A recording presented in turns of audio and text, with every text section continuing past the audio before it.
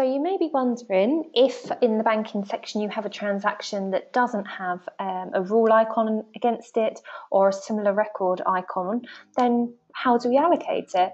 So basically what you'll simply need to do is go in and manually allocate each one that doesn't have a rule or a record. So if you can put in as many bank rules as possible, this will help you going forward with speeding up your bookkeeping process. So here, for example, I'll use this hotel here. So I've clicked into the transaction, which brings up this little blue drop-down box.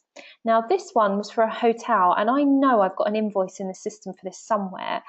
So I'm just going to search it. So if you know that there's a bill or an invoice that matches this payment, you can use this find match option. Post office transaction here on the 4th of April, if I click into that. Now I know we don't have a bill for it, so I can't use the find match option. So in this case, I just want to simply add it into my system. And if you are using Receipt Bank or the likes of auto entry, this process will slightly differ. So please check with us if that is the case, because you might have a slightly different method of allocating things.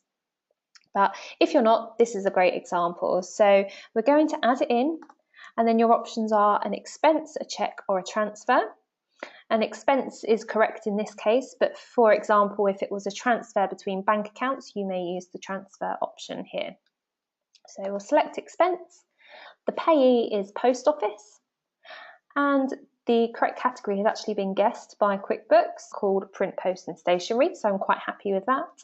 And in this case, there was no VAT. If you are VAT registered, you will need to put a code in there as well. It won't let you go any further unless you put a relevant VAT code in. And you can also type a memo here if you wanted to as well. Once you're happy with that and all the fields are filled in from left to right, you can simply click Add. And that is that transaction added, as you can see above there, and dealt with. And that's one less to do in your for-review screen. If you go into the In QuickBooks tab, you'll now see that that post office transaction is sitting in there and is effectively book kept and dealt with.